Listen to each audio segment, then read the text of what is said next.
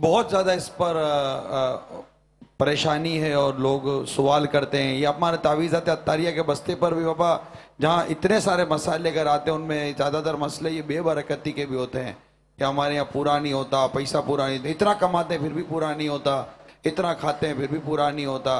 पहले जनाब 2 खा लेते थे, 12 खा लेते थे, अब जनाब 1 भी नहीं खा सकता, दस्तरखान में बरकत नहीं देती। इस तरह के सवालात और ये तकलीफ़ें लेकर इस्लाम भाई आते हैं।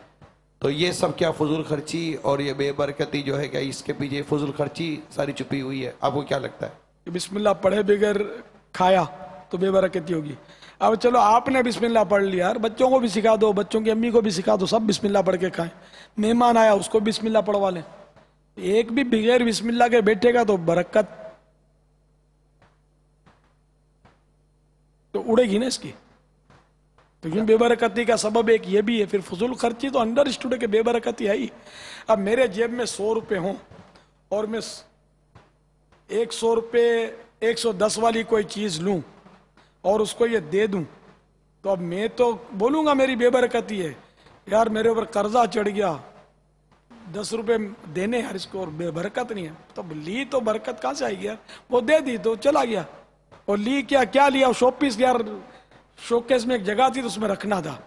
अगर तुझे शोपीस चाहिए, तुझे एसी चाहिए, तुझे टीवी चाहिए, हर वक्त तुझे मतलब यानी कि वो खाना चाहिए, झोंकते रहो, चने चाहिए तो समोसे चाहिए, तो कचौरियाँ चाहिए, तो पूरियाँ चाहिए, तो मिठाइयाँ चाहिए, तो अब यार बरकत कहाँ से ला के दूँ तुमको यार? जितनी चादर इतने पाँव फैलाओ तो बरकत ही बरकत है। इसलिए मतलब ये कि आदमी अपने ऊपर गौर करे और कुछ किफ़ायत शियारी की कोशिश करे, खाने में कुछ सादगी पैदा करें। अब खाते भी ऐसा है कि यार रहम आता है कि यार या तो ये बेवकूफ़ है यार अपने बेवकूफ़ हैं, यानी कि सब यानी कि जो भी देखो ना, अब जैसे खाते हैं तो ये बड़े यानी कि पढ़े लिखे और महज़ब नज़र आते हैं, बहुत हाई क्वालिफाइड और एजुकेटेड, लेकिन इन बेचारों को खाना नहीं आता। कुत्ते में और इनके खाने में फ़र्क, गुस्सा तो आएगा, जिसको आए गुस्सा समझो कि वो है ही ऐसा, जिसको खाना आता ही नहीं भी तो गुस्सा आया, जिसको खाना आता है वो तो मुस्कुराएगा कि मौलाना ने सही पकड़ा है। ये अवामी लैंग्वेज है। तो इतने गुस्सा आए तो समझ जाओ कि यार तुम हो ही ऐसे। तो गुस्सा मुझ पर नहीं, अपने आप पर करो।